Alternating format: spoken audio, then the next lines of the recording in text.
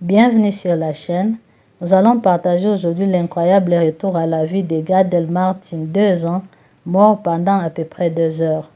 Nous sommes le 21 mars 2015 et le soleil qui brille sur la crête qui borde la propriété rurale de Doyle et Rose Martin à l'extérieur de Muffinburg en Pennsylvanie, aux États-Unis. Hier, il a plu et l'eau coule sur les pentes environnantes, gonflant les ruisseaux habituellement humbles. Le ruisseau qui traverse la cour de Martin est généralement profond jusqu'aux chevilles et lent. Mais aujourd'hui, il coule furieusement sous la passerelle à une vitesse surprenante jusqu'à la taille d'un adulte glacial. Les frères Martin se sont dépêchés de sortir pour faire du vélo et ramasser des branches pour faire un feu. Les Martin ont 7 enfants de moins de 17 ans et un autre est en route. Doyle, un camionneur, est sur la route. Rose travaille dans la cuisine, d'où elle peut garder un œil sur les garçons à travers la fenêtre. Soudain, Greg fait irruption dans la pièce, les visages striés de larmes. « Je ne trouve pas Gadel, hurle-t-il. Rose et ses 2 aînés, Gloria et Grace, se précipitent alors dehors en criant le nom de Gadel. Rose compose le 911 et les filles appellent leur père. Randall, le voisin, commence à suivre le ruisseau jusqu'à la maison de Martin, scrutant la surface de l'eau. Après un moment, il aperçoit une petite paire de bottes bleu marine qui dépasse des broussailles. 1 ou 2 pas plus loin, il voit l'image entière. Le petit garçon, toujours vêtu d'une combinaison de neige à capuche, apparemment suspendu sur les côtés au milieu du ruisseau.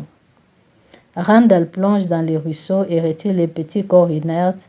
La température de l'eau est d'environ 0 degré, tandis qu'il renverse Gadel pour voir s'il peut évacuer l'eau de la bouche et des poumons du garçon. Pris en charge par l'équipe de secours, ils effectuent des compressions thoraciques au fur et à mesure. Un masque a été placé sur le visage de Gadel et l'un des médecins pompe à la main l'air dans ses poumons, tandis que l'autre continue à appuyer rythmiquement sur les petits torses, essayant désespérément de les ramener à la vie. Gadel vient d'être amené par Life Flight vers un centre de traumatologie. La réanimation cardio-pulmonaire a duré plus d'1 heure. Les infirmières insèrent soigneusement une perfusion intraveineuse et des cathéters pour envoyer des liquides chauds dans son corps. Après avoir réchauffé son corps, quelques minutes plus tard, le pH revient à 6,5.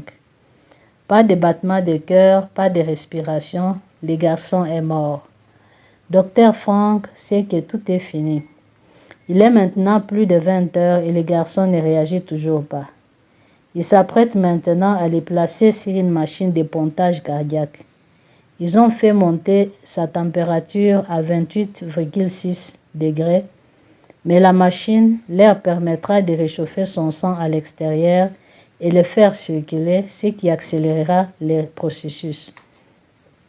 Le médecin vérifie encore une fois son pouls avant d'entamer le processus. À sa grande surprise, il y a un pouls. Le pouls est faible, mais il se renforce.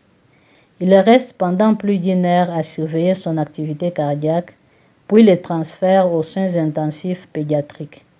Gadel, qui était mort pendant pratiquement 1h41, est vivant et à la stupéfaction générale, le garçon ouvre les yeux et tourne la tête vers son père.